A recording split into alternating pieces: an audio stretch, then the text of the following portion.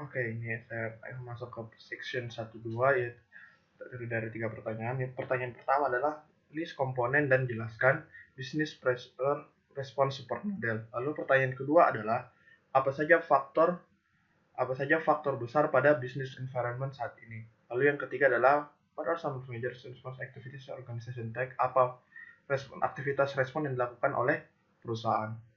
Lalu untuk menjawab pertanyaan pertama yaitu business pressure response, yaitu komponen-komponen dari business pressure response support model. Sebenarnya komponen ini sudah tertera dari namanya sendiri, yaitu business pressure komponen pertama, lalu yang kedua adalah response, lalu komponen ketiga adalah support model.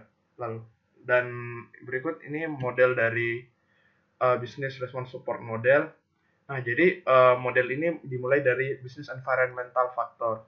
Nah, business environmental factor ini terdiri dari globalisasi atau customer demands, permintaan dari customer, regulasi yang diberikan oleh perusahaan, atau kondisi market. Nah, dari business environmental factor, faktor-faktor bisnis ini nanti akan memberikan sebuah tekanan. Tapi tidak hanya tekanan, business environmental factor ini juga dapat memberikan sebuah kesempatan ke organisasi. Nah, dari organisasi ini akan merespon tekanan-tekanan tersebut. Merespon tersebut dapat berubah dari strategi, membuat sebuah strategi dari tekanan yang diberikan, atau membuat sebuah partner kolaborasi. Nah, ini sebenarnya salah satu bentuk opportunity yang diberikan dari business environmental factor. Contohnya saja seperti Sony. Sony kemarin sempat melakukan kerjasama dari Vaio untuk membuat sebuah laptop. Nah, sebenarnya kerjasama yang dilakukan oleh Sony ini untuk memberikan sebuah kesempatan Sony untuk memperluas pasar yang dimilikinya. Pasar tersebut dapat merambah ke dunia dunia yang penjualan jual beli laptop yang biarpun sekarang sudah bangkrut, sudah berhenti produksi. Lalu ada juga real time response, agility, dan peningkatan produktivitas. Nah, nantinya respon-respon organisasi ini akan menghasilkan sebuah keputusan atau keputusan dan kedukungan. Nah, keputusan itu dapat berupa sebuah dukungan dan keputusan ini bisa berupa analisis, dapat juga berupa sebuah prediksi dan keputusan sendiri. Nah, hal ini juga didukung oleh dari bagian yang bawah ini. Dukungan ini sebuah terintegrasi komputerisasi decision support dukungan keputusan. Nah, dapat juga berupa dari business intelligence. Nanti hal ini akan memberikan membantu perusahaan dalam melakukan sebuah keputusan. Untuk pertanyaan kedua adalah what are some of the major factors in today's business environment? Nah, beberapa faktor besar yang ada pada business environment itu terbagi atas 4 berdasarkan dari buku adalah market atau pasar. Nah, pasar ini bisa saja berupa kompetitor yang sangat besar, atau pasar yang sudah mendunia. Nah, berikutnya adalah consumer demand, suatu permintaan dari pelanggan. Nah, permintaan pelanggan ini semisal ada seorang pelanggan yang ingin peningkatan kualitas dari produk perusahaan, atau semisal adanya perubahan permintaan oleh consumer atau pelanggan. Nah, berikutnya adalah teknologi. Teknologi ini dapat berupa sebuah produk yang baru yang memiliki inovasi yang baru, atau dapat juga berupa information overload. Jadi informasi yang ada itu overload atau kelebihan. Nah, societal ini lebih berhubungan sama kondisi sosial, atau seperti pemerintah, regulasi baru yang diberikan oleh pemerintah, atau dapat juga seperti tanggung jawab sosial yang dimiliki oleh perusahaan. Lalu berikutnya adalah some of major response activities that organization take. Beberapa respon aktivitas yang dilakukan oleh organisasi. Nah, contohnya ini seperti memperlakukan, sebenarnya respon ini dilakukan tergantung dan sesuai dengan pressure yang didapatkan oleh perusahaan, pressure atau opportunities dari perusahaan. Nah, ini beberapa contohnya, yaitu memperlakukan perencanaan yang strategis, menstruktur ulang bisnis proses, berpartisipasi pada aliansi bisnis, membuat sebuah model bisnis yang baru dan inovatif, atau meningkatkan hubungan partnership. Untuk masuk ke section 1.3, nah section 1.3 ini terdiri dari 3 pertanyaan. Yang pertama adalah menjelaskan 3 major managerial roles dan list beberapa aktivitas yang ada. Yang dari dari 3 role tersebut. Lalu yang kedua adalah kenapa orang mempersembahkan manajemen sama dengan decision making. Lalu yang ketiga adalah jelaskan 4 tahap yang dilakukan manajer untuk melakukan sebuah keputusan. Yang pertama adalah 3 major managerial role, yang 3 role yang manajerial yang ada itu adalah interpersonal, information, dan decisional. Nah, interpersonal ini lebih berfungsi kepada hubungan antar staff. Jadi lebih ke berperan dalam komunikasi antar staff, antar orang-orang perusahaan. Nah, information ini sebagai penyedia hal-hal yang berhubungan dengan penyedia informasi kepada perusahaan, baik itu dari luar maupun informasi dari dalam. Lalu decisional ini merupakan sebuah pengambil keputusan yang ada pada perusahaan. Nah, kegiatan yang ada interpersonal itu seperti dia bertanggung jawab untuk motivasi dan aktivitas dari anggotanya. Lalu dia juga bertanggung jawab untuk dalam staffing, training dan pekerjaan yang berhubungan. Lalu untuk information ini ada 2, yaitu mencari dan menerima. Jadi aktivitas yang dilakukan adalah dia mencari dan menerima informasi dengan variasi yang luas dan banyak. Lalu dia juga mengembangkan pengertian yang dalam terhadap organisasi dan lingkungannya. Lalu information juga ini sebenarnya dia juga berperan untuk memberikan informasi-informasi eksternal, informasi-informasi yang luar yang bakal mempengaruhi perusahaan. Lalu berikutnya ada decisional. Nah, decisional ini ada kegiatannya itu mencari organisasi dan lingkungannya untuk sebuah kesempatan dan mengisi peningkatan proyek untuk membawa perubahan. Jadi dia mencari perusahaan-perusahaan atau lingkungan yang ada di sekitar untuk menginisiasi sebuah proyek yang dapat memberikan kesempatan kepada perusahaan untuk berubah. Entah itu berubah itu maksudnya udah memberikan keuntungan pada perusahaan. Lalu berikutnya adalah bertanggung jawab untuk tindakan korektif pada saat organisasi mengalami gangguan penting dan tidak terduga. Jadi apabila perusahaan mengalami gangguan, dia akan bertindak apa tindakan yang sebaiknya dilakukan oleh perusahaan untuk menangani permasalahan tersebut. Lalu berikutnya adalah 4 tahap yang dilakukan manajer untuk mengambil keputusan. Nah, 4 langkah tersebut adalah yang pertama adalah manajer harus mendefinisikan masalah yang terjadi. Jadi apa masalah yang sedang terjadi pada saat itu. Lalu setelah itu manajer akan membuat sebuah model yang menjelaskan masalah sekarang ini. Jadi model tersebut akan menjelaskan apa permasalahan yang sedang terjadi, mungkin penyebab masalah dari masalah tersebut dan lain-lain. Lalu berikutnya adalah dia akan mengidentifikasi semua kemungkinan solusi kepada masalah yang telah dimodelkan dan menulis solusi tersebut.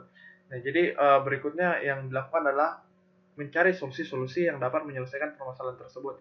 Nah, mungkin solusi-solusi tersebut nantinya akan dievaluasi satu persatu, yang mana solusi yang paling tepat yang dapat memberikan keuntungan semaksimal mungkin dan kerugian seminimal mungkin kepada perusahaan.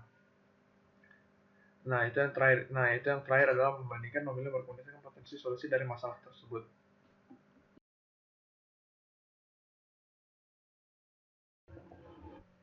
Oke, masuki section 1.4 terdiri dari 4 pertanyaan, yaitu bagaimana kemampuan komputer berevolusi seiring berjalannya waktu. Lalu yang kedua, list beberapa kapabilitas dari komputer yang dapat membantu manajerial untuk pengambilan keputusan. Lalu yang ketiga adalah bagaimana komputer dapat membantu manusia untuk melewati batas kemampuan kognitifnya.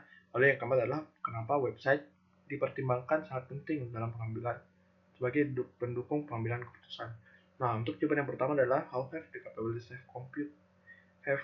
of computing evolved over time.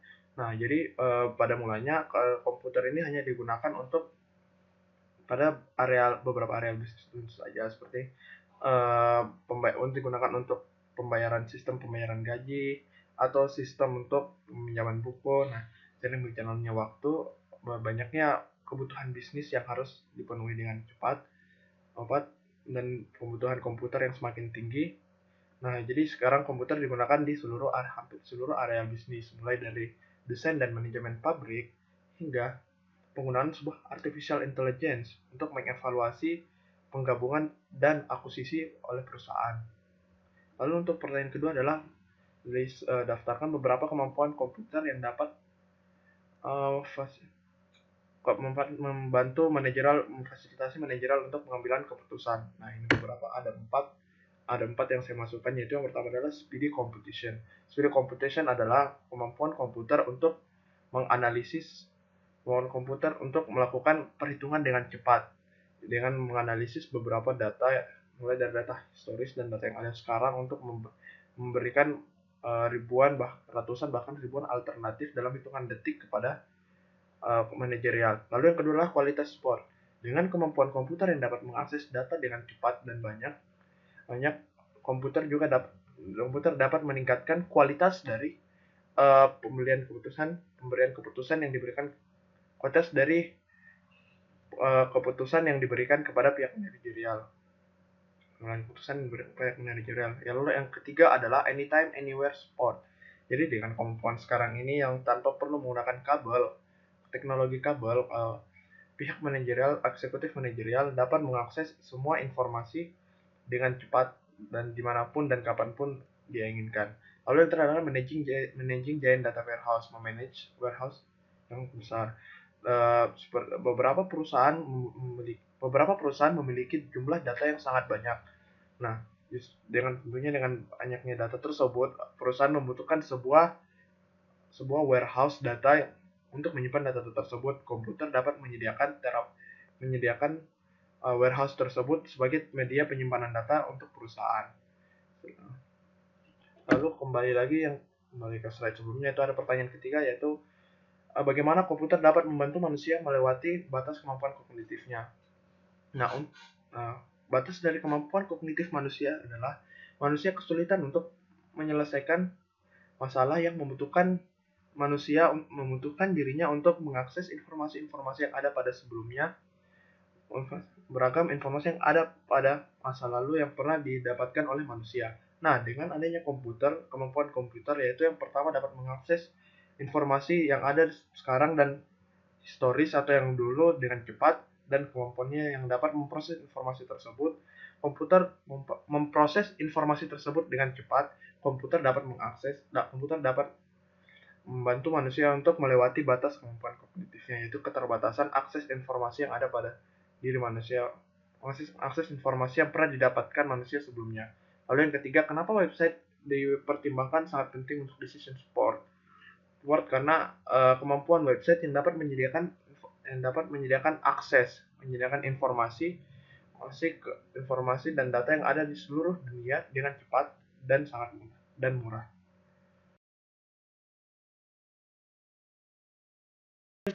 Oke, berikutnya adalah section 5. Section 5 ini terdiri dari 6 pertanyaan. Lalu untuk pertanyaan pertama, apa definisi dari pengambilan keputusan terstruktur, tidak terstruktur, dan semi-struktur, dan berikan 2 contoh masing-masing. Lalu yang kedua adalah definisikan operational control, managerial control, dan strategic planning, berikan 2 contoh masing-masing. Lalu yang ketiga adalah apa 9 sel dari decision framework, jelaskan apa arti dari semuanya itu. Nah, untuk menjawab 3 pertanyaan pertama ini, kita akan melihat dari framework ini. Nah, jadi ada 3 macam decision pengambilan keputusan: bersifat struktur, semi-struktur, dan tidak terstruktur. Untuk pengambilan keputusan yang bersifat struktur, biasanya untuk permasalahan yang dihadapi sehari-hari, sehingga sudah ada standar untuk standar dan solusi yang telah disediakan sebelumnya untuk menjawab permasalahan tersebut. Nah, untuk pengambilan keputusan yang bersifat tidak terstruktur adalah sebuah permasalahan yang dihadapi yang biasanya tidak memiliki solusi yang jelas, masih kabur. Nah, permasalahan tersebut jarang dihadapi atau baru pertama kali dihadapi. Nah, solusinya itu solusi pengambilan keputusan tersebut dilakukan oleh orang-orang tanpa mengacu pada standar seperti yang pada structure. Jadi dia hanya mengacu penilaian kepada orang-orang. Nah, semi-structure ini berada di antara structure dan unstructure. Jadi untuk pengambilan keputusan bersifat semi-structure ini dilakukan dengan melibatkan penilaian orang-orang dan project dan standar-standar yang telah ditetapkan sebelumnya. Nah, contoh dari structure adalah pada saat melakukan pengambilan keputusan structure adalah pada saat melakukan budget analisis atau pada saat melakukan forecasting untuk jangka pendek. Nah, untuk semi-structured adalah pada saat melakukan penjadwalan produksi, atau melakukan atau melakukan perencanaan untuk memproduksi sebuah produk yang baru. Nah, untuk unstructured atau yang baru, sebenarnya contoh pengambilan keputusan unstructured ini seperti membeli software untuk meningkatkan kinerja perusahaan atau melakukan pengembangan teknologi yang baru. Nah, berikutnya adalah nomor 2. Jawaban dari nomor 2 adalah definisi dari operational control, managerial control, dan strategic planning. Nah, operational control ini merupakan sebuah kontrol yang dilakukan untuk memastikan tindakan harian terjadi secara konsisten sehingga dapat memenuhi tujuan perusahaan.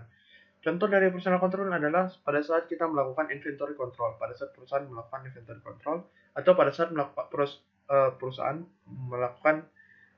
melakukan pemasukan pada pesanan yang ada atau order entry.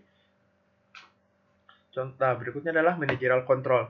Managerial control adalah merupakan sebuah kontrol yang dilakukan oleh perusahaan untuk mencapai tujuan perusahaan yang biasanya melibatkan 3 hal, yaitu menentukan standar, mengukur performa dari kerja, dan melakukan tindakan korektif.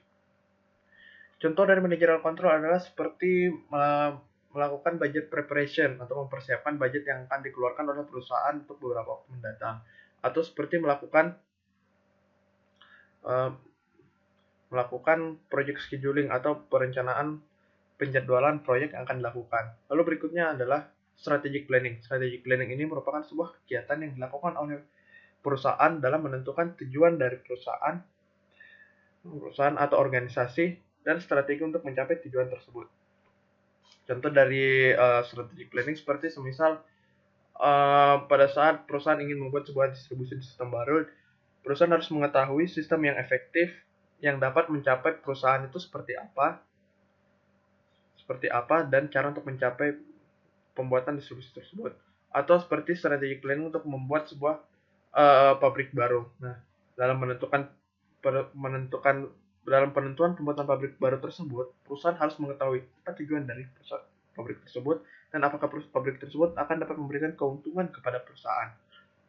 Nah, setelah itu nomor 3 adalah apa 9 sel yang ada pada decision framework dan jelaskan masing-masingnya, yaitu ada 9 sel decision framework ini ada dari 1, 2, 3, 4, 5, 6, 7, 8, 9 ini. Nah, saya akan menjelaskan mulai dari sel pertama, yaitu sel pertama. Nah, sel pertama ini seperti dilihat dari tabelnya, yaitu dia merupakan sebuah pengambilan keputusan untuk hal-hal yang bersifat structure, yaitu pengambilan keputusan yang sudah ada solusinya sebelumnya.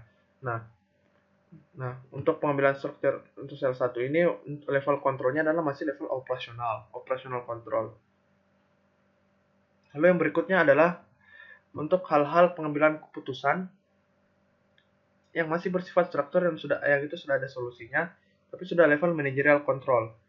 Maksudnya adalah untuk pengambilan keputusan yang masih sudah ada solusinya dan pengontrolan dilakukan adalah melibatkan 3 hal seperti sudah ada penentuan standar, sudah ada pengukuran performa kerja, dan pengambilan langkah yang korektif seperti budget analysis ini, melakukan budget analysis atau membuat sebuah forecasting jarak pendek yang dilakukan oleh pihak manajerial. Nah, untuk strategic planning yang biasanya melibatkan satu perusahaan, yaitu seperti melakukan yang sudah bersifat struktur adalah seperti melakukan financial management dan investment portfolio.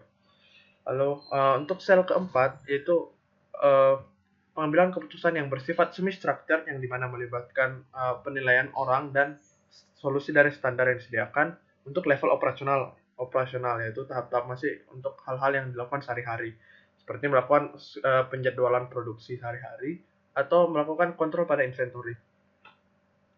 Lalu berikutnya adalah managerial control, sel kelima ini melibatkan pengambilan keputusan yang masih bersifat semi structured, yaitu melibatkan pihak manusia yang menilai dan solusi standar yang sudah ada, tapi kontrolnya dilakukan untuk level managerial control. Nah, untuk managerial control ini hanya pada saat pengambilan keputusan yang melibatkan 3 hal yang saya sebutkan dari sebelumnya juga dipertimbangkan dari solusi standar yang sudah ada, seperti evaluasi kredit yang ada atau melakukan project scheduling atau penjadwalan project. Lalu yang berikutnya adalah untuk strategic planning untuk level 1 perusahaan, yaitu perusahaan Nah, untuk ini untuk pengambilan keputusan yang melibatkan dua pihak tadi itu yang semi structure, tapi untuk level strategic planning atau biasanya level yang memberikan dampak ke satu perusahaan. Skalanya lebih besar. Lalu untuk sel ketujuh merupakan pengambilan keputusan yang bersifat unstructured atau masih solusinya belum ada dan permasalahan tersebut biasanya masih baru. Itu contoh kontrol yang bersifat operasionalnya adalah langsung membeli software atau langsung menyetujui sebuah pinjaman dari bank. Lalu yang berikutnya adalah untuk yang level managerial control, yang untuk permasalahan unstructured itu merupakan itu ada pada di sel 8. Jadi sel 8 itu contohnya seperti membeli software baru atau melakukan lobbying. Nah, untuk sel 9 merupakan sebuah pengambilan keputusan yang bersifat tidak berstruktur tapi sudah melakukan tapi pada level strategic planning atau level jangka besar. Contohnya adalah social responsibility. Social responsibility planning yaitu uh, sebuah perencanaan yang dilakukan karena merupakan sebuah tanggung jawab sosial yang dimiliki perusahaan. Misal untuk industri-industri pastinya dibutuhkan penghijauan di sekitar industri tersebut. Nah, yang berikutnya pertanyaan keempat adalah bagaimana komputer dapat menyediakan dukungan untuk structured decision. Jadi komputer dapat menyediakan dukungan untuk structured decision maksudnya adalah pada saat pada saat melakukan pada saat menyelesaikan permasalahan yang permasalahan yang telah terstruktur, biasanya masalah-masalah tersebut merupakan masalah yang sering dihadapi oleh perusahaan. Nah, karena seringnya dihadapi oleh perusahaan, tentu dengan seringnya dihadapi perusahaan, komputer dapat melakukan kategorisasi dari permasalahan-permasalahan tersebut. Nah, dengan adanya kategorisasi tersebut, dengan kategorisasi tersebut, komputer akan memberikan sebuah solusi yang sama untuk hal permasalahan yang ada di tiap kategori tersebut. Nah, solusi tersebut juga merupakan solusi-solusi yang gampang diterapkan secara langsung. Jadi yang dilakukan komputer adalah mengkategorisasikan permasalahan tersebut dan menyediakan solusi untuk setiap kategori. Nah, lalu yang nomor 5 adalah mendefinisikan apa itu ADS, Automated Decision System. Nah, ADS ini merupakan sebuah sistem yang berbasis rule based. Rule based maksudnya adalah dia berbasis dengan peraturan-peraturan yang dibuat oleh orang. Nah, biasanya ADS ini hanya diterapkan di satu bagian manajerial dan untuk permasalahan yang sangat spesifik. Contoh saja adalah sebuah perusahaan yang biasanya menjual barang keluar. Nah, ada barang A, B, dan C yang dijual oleh perusahaan tersebut. Nah, pada penerapan ADS ini dimasukkan beberapa rule base, yaitu barang A hanya bisa dijual setelah penjualan barang B, lalu barang B tidak dapat dijual bersama dengan barang C, lalu barang C biasanya dijual hanya sendirian, tidak boleh dijual bersamaan. Nah, dengan penginputan rule base tersebut komputer dapat memproses keputusan keputusan bagaimana barang tersebut sebaiknya dijual kepada perusahaan. Nah, berikutnya adalah pertanyaan ke-6 adalah bagaimana komputer dapat menyediakan dukungan untuk pengambilan keputusan yang semi struktur dan tidak berstruktur. Untuk pengambilan keputusan yang bersifat semi struktur, komputer hanya berperan sebagian, yaitu untuk memberikan solusi-solusi yang telah terstandar. Nah, di situ komputer dapat telah terkategorisasikan. Nah, sisanya dari permasalahan pengambilan dari keputusan-keputusan yang dari permasalahan-permasalahan yang terkategorisasikan ini sudah keluar ada solusi dari masing-masing. Nah, situlah perannya. Nah, nantinya orang-orang akan memilih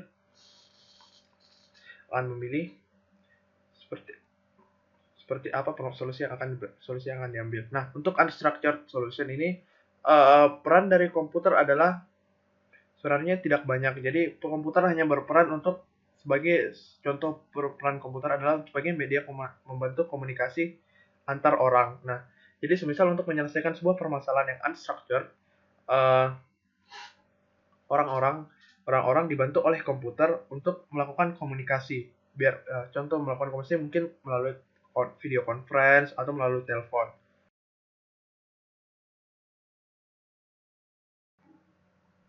Jadi section 1.6 yaitu nomor pertama dari 4 pertanyaan itu menyediakan 2 definisi dari DSS, menjelaskan DSS dalam terminologi umbrella, menjelaskan arsitektur DSS, lalu bagaimana DSS digunakan pada terminologi DSS pada dunia akademik. Nah, yang pertama adalah menjelaskan definisi dari DSS. Jadi ada 2 definisi DSS. Yang pertama adalah DSS merupakan sebuah sistem berbasis komputer yang interaktif yang digunakan oleh pengambil keputusan untuk menyelesaikan permasalahan yang tidak terstruktur dengan mengutilisasi data-data yang ada. Lalu definisi kedua adalah DSS merupakan sebuah sistem yang menggabungkan sumber daya individu yang intelektual dengan kemampuan komputer untuk menghasilkan sebuah keputusan yang berkualitas. Lalu yang berikutnya adalah menjelaskan DSS sebagai umbrella term. Jadi biasanya perusahaan memiliki knowledge management. Biasanya sebuah perusahaan memiliki knowledge management untuk membantu problem solving dari perusahaan mereka. Lalu biasanya perusahaan memiliki sebuah sistem pendukung yang secara terpisah, sistem pendukung penjualan, produksi ataupun finance secara terpisah.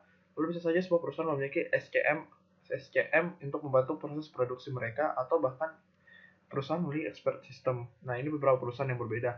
Tapi DSS itu mencakup semuanya. Nah, jadi sesuai dengan terminologi payung yang dimana ada merupakan sebuah terdiri dari terdiri dari beberapa fungsi atau barang yang berbeda yang digabungkan menjadi dikategorikan menjadi satu kesatuan dan dapat digunakan secara satu.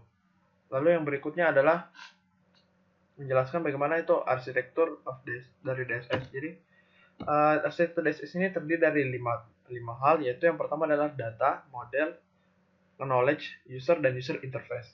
Jadi dimulai dari data ini merupakan hal yang pastinya dimiliki oleh DSS yang nantinya diolah menggunakan model-model yang ada. Jadi data ini akan diolah menggunakan model-model yang ada, semisal menggunakan fungsi dari Excel.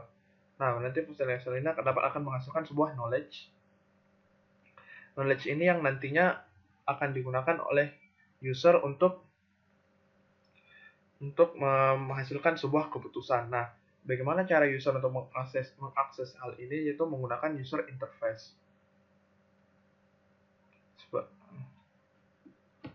Lalu yang berikutnya adalah bagaimana terminologi DSS digunakan pada dunia akademis. Jadi terminologi DSS ini sebenarnya agak berbeda digunakan pada dunia bisnis. Jadi kalau misalnya pada dunia bisnis, itu hanya sebagai salah satu pendukung bisnis perusahaan. Nah, kalau misalnya dalam dunia akademis ini, DSS ini digunakan sesuai dengan namanya, decision support system, digunakan untuk seorang pembantu keputusan untuk mengambil sebuah keputusan, untuk membantu mereka dalam menentukan keputusan yang tepat untuk dilakukan.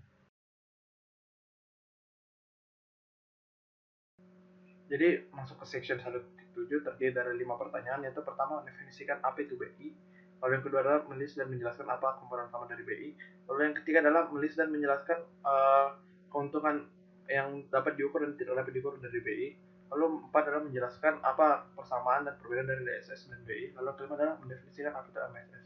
Jadi yang pertama saya akan mendefinisikan apa itu BI atau Business Intelligence. Jadi Business Intelligence merupakan sebuah teknik atau tools yang dapat memungkinkan orang-orang di perusahaan untuk memanipulasi data. Jadi BI ini akan menyediakan sebuah akan menampilkan data secara interaktif dan dapat diakses secara real time. Nah, dengan adanya BI ini juga memungkinkan perusahaan untuk memanipulasi data, memberikan kemampuan kepada orang-orang yang ada di perusahaan, pebisnis dan analisis untuk menganalisis data-data tersebut. Nah, dengan adanya BI, nantinya data tersebut dimanipulasi untuk membantu perusahaan dalam memberikan keputusan. Nah, memanipulasi data-data jadi BI ini memanipulasi data-data yang ada pada memanipulasi data menampilkan kinerja perusahaan dan tren yang sedang terjadi ke dalam bentuk sebuah informasi yang dapat membantu penentu keputusan perusahaan untuk memberikan sebuah keputusan yang lebih berkualitas. Jadi mentransformasi hal-hal tersebut untuk membantu perusahaan dalam memberikan sebuah keputusan yang lebih baik. Itu tujuan dari BI. Lalu yang berikutnya adalah list dan menjelaskan major komponen dari BI. Jadi major komponen BI ada dari 4. Yang pertama adalah data warehouse, sebuah media penyimpanan yang menyimpan data-data perusahaan sangat banyak dan dapat diakses secara interaktif, dapat diakses oleh orang-orang perusahaan. Nah, berikutnya adalah business analytics, yaitu memanipulasi data-data yang ada pada data warehouse untuk ditampilkan dalam bentuk dua hal, yaitu dapat dalam bentuk laporan dan query, atau dalam bentuk data teks dan web mining. Lalu yang komponen ketiga adalah business performance management, merupakan sebuah kegiatan untuk mengukur kinerja dari perusahaan. Nah, pengukuran tersebut bisa melalui monitor atau melakukan key performance indicator. Lalu user interface merupakan tampilan yang komprehensif. User interface atau biasanya ditampilkan dalam bentuk user interface dalam BI ini ditampilkan dalam bentuk dashboard. Dashboard ini akan berisikan sebuah hasil kinerja perusahaan. Jadi user interface ini akan mengintegrasikan hasil dari database analytics, data warehouse, dan performance management untuk ditampilkan secara visual kepada perusahaan. Hasil dari ketiga hal ini. Lalu yang berikutnya adalah kelebihan yang dapat diukur dan data yang diukur dari BI. Jadi ada 4 yang dapat diukur adalah BI adalah dapat dengan adanya business intelligence dapat memberikan sebuah laporan yang lebih cepat dan lebih akurat. Lalu dengan adanya business intelligence terdapat peningkatan pendapatan yang dilakukan oleh perusahaan tentunya. Lalu intangible untuk yang tidak dapat diukur adalah dengan adanya BI ada peningkatan dalam pengambilan keputusan. Nah, dengan seperti yang dijelaskan sebelumnya adalah dengan memanipulasi data tersebut dan performance indicator dan evaluasi performa dan lain-lain, itu dapat membantu perusahaan untuk melakukan analisis yang nanti analisis tersebut dibutuhkan untuk meningkatkan pengambilan keputusan untuk memberikan keputusan yang lebih berkualitas. Lalu yang berikutnya adalah peningkatan dalam pelayanan pelanggan. Nah, pertanyaan berikutnya adalah apa persamaan dan perbedaan dari DSS dan Business Intelligence? Nah, untuk pertama persamaan dari Business Intelligence dan DSS itu mungkin pertama terletak pada arsitekturnya yang mirip dengan DSS. Arsitekturnya yang memang mirip karena memang pada awalnya DSS itu merupakan evolusi dari BI. Karena BI itu merupakan evolusi, ini terbalik, jadi Business Intelligence merupakan evolusi dari Decision Support System. Jadi ada beberapa arsitektur yang mirip seperti data warehouse atau user interface. Lalu berikutnya adalah persamaan tools yang dimiliki DSS dan BI. Jadi ada beberapa tools yang sama DSS dan BI seperti ada tools untuk data mining.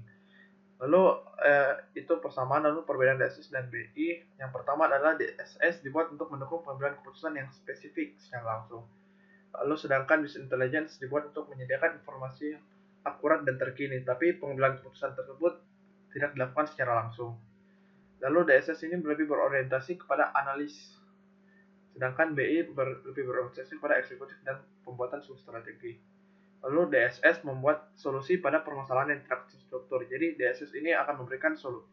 Jadi DSS ini akan memberikan solusi untuk permasalahan yang tidak terstruktur, sehingga untuk menyelesaikan permasalahan tidak terstruktur, programmer yang membuat DSS tersebut harus mengkostumasi solusi tersebut. Jadi mungkin lebih membutuhkan codingan lebih banyak untuk programmer. Sedangkan pada BI tools yang dibuat itu dibuat dengan tools yang telah ada dan dapat dibeli, serta kemudian yang disesuaikan dengan organisasi. Jadi tools yang diberikan sama BI itu biasanya disediakan oleh perusahaan-perusahaan software. Nah, berikutnya DSS itu sebagian besar dikembangkan di dunia akademik. Nah, sedangkan business intelligence itu dikembangkan oleh perusahaan software. Lalu berikutnya adalah define MSS. Jadi MSS ini atau manajemen support system merupakan sebuah sistem yang digunakan untuk mendukung manajemen secara umum. Jadi MSS ini digunakan bersamaan. Jadi biasanya MSS ini digunakan secara bergantian. Nah, ini MSS ini digunakan pada saat teknologi yang akan digunakan oleh perusahaan itu tidak jelas dan digunakan bergantian dengan gabungan dari DSS dan Business Intelligence. Jadi MSS ini merupakan manajemen support system. Jadi sebuah sistem dukungan sistem pendukung yang digunakan untuk mendukung manajemen pada umumnya.